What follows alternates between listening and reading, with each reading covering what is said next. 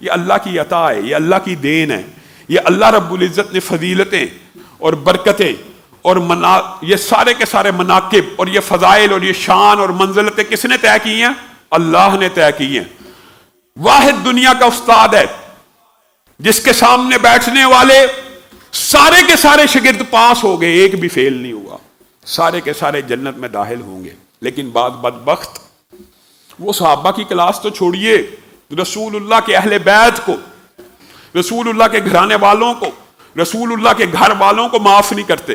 ابو بکر معاذ اللہ برے، عمر معاذ اللہ برے، ابو سفیان، 3 سسر ہیں، تینوں معاذ اللہ برے، 3 بیوی ہیں، امی عائشہ، امی حفصہ، ام حبیبہ، تینوں بری، داماد ہیں 2 بیٹیوں کے، وہ بھی برے۔ یہ کون سا طبقہ فکر ہے؟ یہ طبقہ فکر جہالت کی پیداوار ہے، اسلام کا دشمن ہے۔ جو رسول اللہ صلی اللہ علیہ وسلم کے کنبے قبیلے صحابہ کا احترام نہیں کرتا، وہ میرا اور آپ کا احترام کرے گا؟ اور آج آپ نے یہ مسئلہ سمجھ کے جانا ہے، قرآن سے حدیث سے بات کرتے ہیں۔ یہ صحابہ کے اوپر تبرہ بازی کی کس آڑ میں؟ ایک لفظ کے آڑ میں، اور لفظ آپ جانتے ہیں کس لفظ کی آڑ میں؟ اہل بیت کی آڑ میں۔ اہل بیت کی آڑ میں صحابہ پر تبرہ کرتے ہیں اور یہ سمجھتے ہیں کہ اہل بیت یہ ہیں، یہ ہیں، یہ ہیں۔ اللہ کی قسم فلسفہ بھی باطل ہے، فتنے کے اوپر مبنی ہے، قرآن و سنت کے خلاف ہے۔ ان کے نزدیک اہل بیت کیا ہیں اور کون ہیں، اور اسلام کے اندر اہل بیت کیا ہیں اور کون ہیں، اگر آپ کو صرف یہ مسئلہ سمجھ آ جائے تو آپ اس پورے فتنے کا مقابلہ کر سکتے ہیں۔ تو کم از کم اتنا علم تو ہر اہل سنت کے ساتھی کے پاس ہونا چاہیے۔ میں حیران ہوتا ہوں، چھوٹے چھوٹے مبالغے اور چھوٹے چھوٹے پراپوگنڈے سے متاثر ہو کے لوگ سوالات شروع کر دیتے ہیں، اپنا علم نہیں بڑھانا۔ اہل بیت جی سیدنا علی ہیں، سیدہ فاطمہ، حسن و حسین ہیں، بس اس کے علاوہ اہل بیت ہی کوئی نہیں، اور ان کی اولاد کے علاوہ کوئی اہل بیت نہیں۔ حتیٰ کہ رسول اللہ صلی اللہ علیہ وسلم کی جو باقی بیٹی ہیں وہ بھی اہل بیت نہیں۔ آئیے قرآن پاک کا مطالعہ کریں۔ قرآن پاک میں سورۃ ہود ہے، 11 نمبر سورت ہے، 12 نمبر سپارہ ہے، 73 نمبر آیت ہے۔ ایک آیت تو یاد کر لیں اور ایک آیت کا جا کے مطالعہ تو کر لیں۔ یہاں پر حضرت ابراہیم کی بیوی سارہ کو اللہ رب العزت نے اسحاق بیٹے کی بشارت دی ہے۔ اَأَلِدُ وَأَنَا عَجُوزٌ، آگے سے وہ کہتی ہیں، اللہ تعالیٰ نے قرآن پاک میں ان کے الفاظ بھی رقم کر دیے، وحی کے ذریعے، اللہ کا کلام ہے اور اللہ تعالیٰ خود کلام کر کے ان کے الفاظ کو نقل فرما رہے ہیں۔ اَأَلِدُ وَأَنَا عَجُوزٌ، کیا میں بچہ جنوں گی اور میں تو بانجھ ہوں؟ وَهَذَا بَعْلِي شَيْخًا، اور یہ تو بڈھا کھوسٹ ہے۔ احترام کے پیمانے میں تو یہ تو بزرگ ہو گیا، اس کی تو ہڈیوں میں گودا نہیں ہے، یہ تو بزرگ ہو چکا ہے۔ اتعجبین من امر اللہ، کیا آپ اللہ کے حکم کے اوپر تعجب کرتی ہیں؟ رحمت اللہ وبرکاتہ علیکم اہل البیت، اٹھائیے قرآن پاک نے سب سے پہلے جس کو اہل بیت کہا، کس کو کہا؟ سارہ کو، حضرت ابراہیم کی بیوی ہے۔ قرآن پاک اہل بیت کس کو کہہ رہا ہے؟ بیوی کو۔ ابھی اسحاق پیدا نہیں ہوئے اور اللہ تعالیٰ کہہ رہا ہے تیرے پہ رحمت ہو، تیرے پہ برکت ہو اے ابراہیم کے گھر والی۔ اور یہ عمومی کنسپٹ، عموم کے ترجمے کے مطابق اہل بیت، یہ عربی کا لفظ ہے تو شاید ہم نے سمجھا کہ یہ کوئی ایک خاص اور اس کے اندر بیوی شامل نہیں ہے۔ کتنا بڑا دھوکہ اور مغالطہ۔ رحمت اللہ وبرکاتہ علیکم اہل البیت، اللہ کہہ رہا ہے سارہ کو کہ آپ گھر والی ہیں، آپ اہل بیت میں سے ہیں ابراہیم کے، اور یہ کہتے ہیں بیویاں اہل بیت میں شامل ہی نہیں۔ اب ایک بات بتائیں، اردو محاورے میں اگر بندہ کہ میری گھر والی، تو کیا اس کے اندر بیوی شامل نہیں ہے؟ میری گھر والی کی ترجمے میں صرف بیٹی شامل ہے کہ بیوی بھی شامل ہے؟ میرے گھر والے، اگر یہ جمع کا صیغہ بولا جائے تو کیا اس میں صرف اور صرف بیٹے شامل ہیں، بیٹیاں شامل نہیں ہیں؟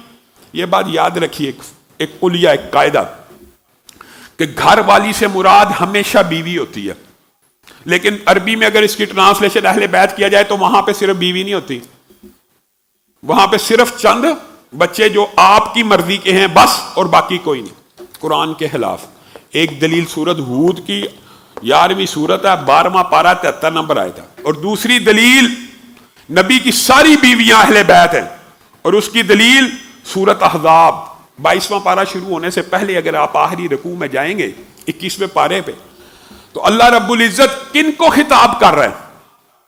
आप अगर सिर्फ ये दो दलीलें, अहले बैत कौन, हकीकी अहले बैत कौन, ये बात, ये जो लफ्ज हकीकी है इसकी मैं ट्रांसलेशन और तशरीह बाद में करूंगा। हकीकी अहले बैत कौन होते हैं? अल्लाह रब्बुल इज्जत इरशाद फरमाते हैं, या अय्युहन नबिय्यु कुल्ली अज़वाजिका।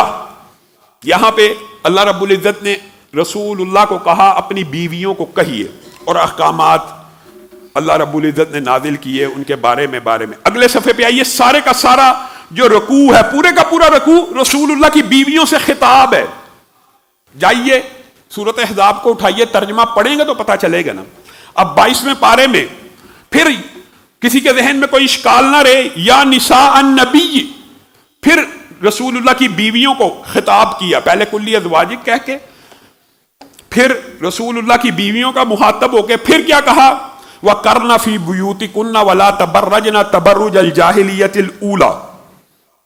ये अहकामात नाज़िल हुए, और फिर कहा व अकिमना सलात व आतीना ज़कात व अतिअना अल्लाह व रसूलहू। यहां पे खिताब किससे हो रहा है? बीवियों से हो रहा है। और इसी आयत का अगला टुकड़ा है जो 22 नज़ा और 22 इख्तिलाफ बना देते हैं। इन्नमा युरीदुल्लाहु लियुज़हिबा अन्कुमुर रिज्सा अहलल बैति व युतहिरकुम तत्हीरा। किससे खिताब कर रहे हैं अल्लाह? बीवियों से। और बीवियों को खिताब करते करते क्या कहते हैं? इन्नमा युरीदुल्लाहु लियुज़हिबा अन्कुमुर रिज्सा अहलल बैति। यहां पे भी अल्लाह ताला ने अहले बैत किसको कहा? बीवियों को कहा। और किसी के ज़हन में यह इश्काल आ सकता है कि यह आयत का जो आधा टुकड़ा है यहां पे मजमून मुकम्मल हो गया, और अगले टुकड़े में सिर्फ अली, फातिमा, हसन हुसैन को मुहातब किया, तो यह भी कुरान के असलूब के खिलाफ है। सिर्फ आप तर्जुमे से समझ लेंगे कि यह आयत खत्म होने के बाद अल्लाह रब्बुल इज्जत ने फिर कहा वज़कुरना मा युतला फी बुयूतिकुन्ना। पहले यह कहा कि अल्लाह ताला आपसे रिज्स को दूर करना चाहता है, नबी की बीवियों अहले बैत उनको कह के, और फिर कहा अपने घरों में जो कुरान पढ़ा जाता है, जो जिक्र पढ़ा जाता है, जो हदीस की तिलावत होती है, तो उनकी भी तिलावत किया कीजिए, उनको भी याद किया कीजिए, क्योंकि माँ आयशा के जिम्मे था, उम्मे सलमा के जिम्मे था हदीस को आगे उम्मत तक पहुंचाना। तो अल्लाह रब्बुल इज्जत उनको उस बात का भी हुक्म दे रहे हैं। किन से मुहातब है अल्लाह रब्बुल इज्जत सारे का सारा इस रुकू में?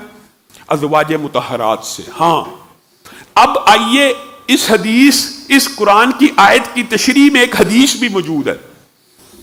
कुरान की असल आयत नादिल हुई है अज़वाज मुतहरात के लिए, और किसी के जहन में यह इश्काल ना रह जाए कि सिर्फ अज़वाज मुतहरात अहले बैत हैं।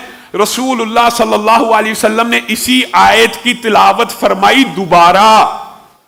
अली को, फातिमा को, हसन हुसैन को चादर में लेकर फिर इसी आयत की तिलावत फरमाई। गोया रसूलुल्लाह सल्लल्लाहु अलैहि वसल्लम ने अली को, फातिमा को और हसनैन करीमैन को दोबारा अहले बैत में शामिल किया। ये जो जुमला है ना, ये समझने की जरूरत है।